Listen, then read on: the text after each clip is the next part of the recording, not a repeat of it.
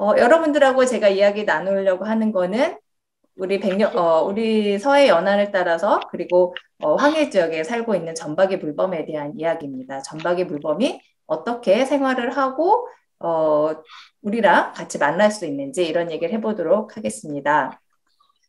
어, 내용 준비는 우선 전박이 물범에 대해서 우리가 좀 알아야 되겠고, 그리고 이 전박이 물범이 이 황해 지역에서 왜 멸종 위기에 놓여 있는지에 대해서도 같이 알아보고, 그리고 백령도라고 하는 지역이 여러분들이 알 수도 있고 모를 수도 있을 텐데, 이 백령도라고 하는 지역에 전박이 물범의 서식지로 왜 중요한지, 그리고 이 전박이 물범이 멸종 위기에 놓여 있어서 여러 사람들이 같이 보호를 하기 위해서 노력을 하고 있는데, 그러한 활동들도 한번 같이 들여다보도록 하고, 앞으로 어떻게 하면 이 전박이 물범이 우리나라 서해를 포함한 황해 지역에서 같이 잘 살아갈 수 있을까, 이런 이야기들을 해보려고 합니다. 사진은 이제 물범을 관찰하러 다닐 때 찍은 사진입니다. 저는 1996년에 녹색연합이라고 하는 그 환경단체에서 활동을 시작을 했어요. 백령도에는 제가 2006년에 처음 와봤어요. 그때 백령도에 전박이 물범을 조사하고 여기 주민분들을 만나러 왔는데, 그런데 이 물범이 멸종위기에 처해 있다라고 하는 걸 알게 된 거죠. 그래서 어떻게 하면 이 전박이 물범이 같이 우리가 잘 살 수 있을까? 어떻게 하면 잘 보호할 수 있을까? 이런 이제 생각을 하면서 계속 전박이 물범 보호 활동을 해왔고, 그러다가 2019년에 백령도로 아예 이사를 해서 이 지역에 살고 있는 주민들과 함께 물범을 같이 보호를 하면 좋겠다, 이렇게 생각을 하고 현재 활동을 하고 있습니다. 이 전박이 물범은 해양 포유류이고 바다에 살고 있는 이 해양 포유류는 지느러미 형태가 다리의 역할을 하죠. 그래서 보통 기강류라고 부르고요. 암컷과 수컷의 크기가 거의 비슷해요.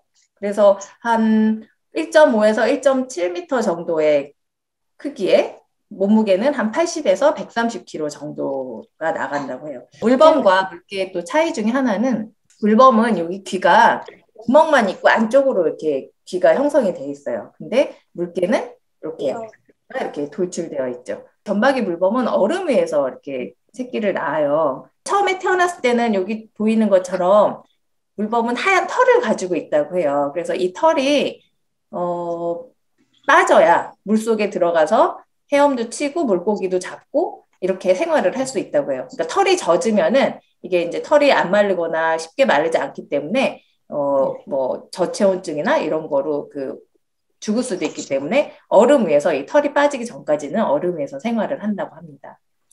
계절이나 얘네가 서식하는 지역이나 그리고 나이에 따라서 좀 다르다고 하는데, 얘네가 백령도 지역을 이제 주로 와서 생활하니까 백령도 지역을 보면 백령도에서는 놀래미, 쥐노래미라고 하는 물고기, 그다음에 조피불락, 보통 우럭이라고 어른들이 불러요.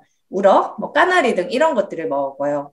무리가 크게 전 세계에 4개의 번식 무리가 있다고 그래요. 그래서 이쪽에 베링해, 오호츠크해, 동해, 그리고 이쪽에 우리나라 서해를 포함한 황해, 이렇게 크게 번식지는 4군데의 그 전박이 무리가 있고, 이 황해 지역의 전박이 물범은 1940년대는 한 8천 마리 정도까지 살았다고 해요. 그런데 1990년대가 오면서 급감했죠, 이렇게.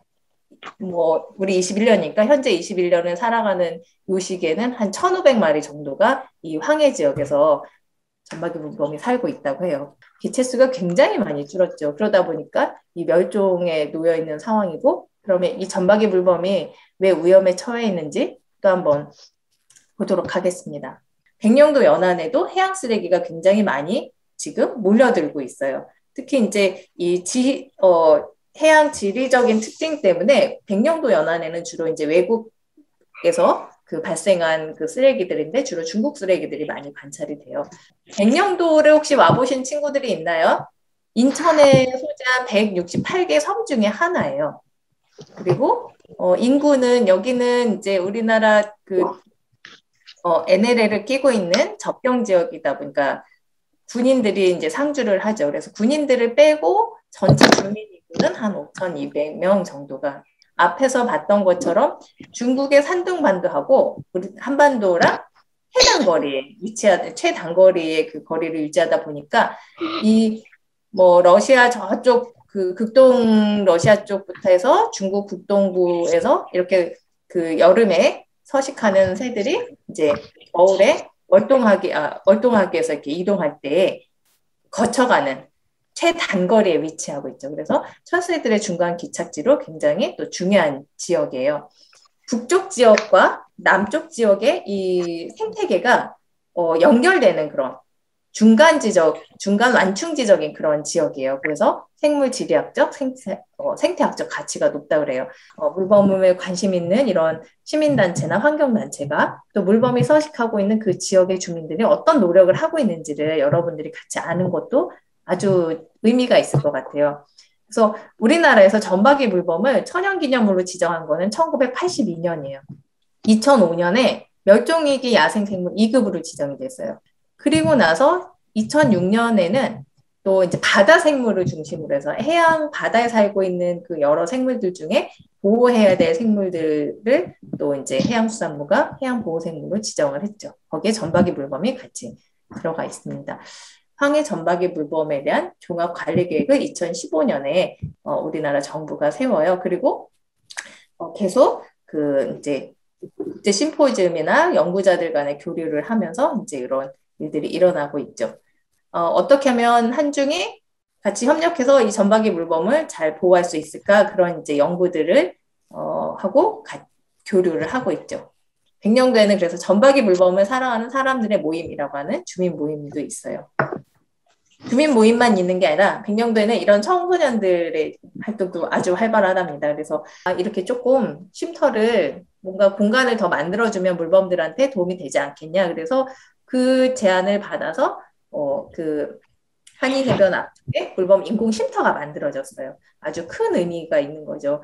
그리고 이제 그 물범 인공 쉼터 주변에 물고기들이 치어들이 와서 어린 물고기들이 와서 머물 수 있는 그런 공간들도 만들어주고 이렇게 해서 그 인공 쉼터가 2019년에 만들어졌습니다. 그리고 물범을 통해서 우리가 생태계를 같이 연결해서 이해를 하고 같이 서로 협력하고 보호를 해야 이 황해 지역의 바다를 그리고 그 안에 살고 있는 여러 생물종을 그리고 이 지역에 살고 있는 여러 생물종과 같이 더불어 같이 살고 있는 우리 사람들한테도 도움이 될 수 있는 이런 이야기들을 물범을 통해서 좀 잘 이야기를 해보자 라는 이야기를 여러분 하고 있죠.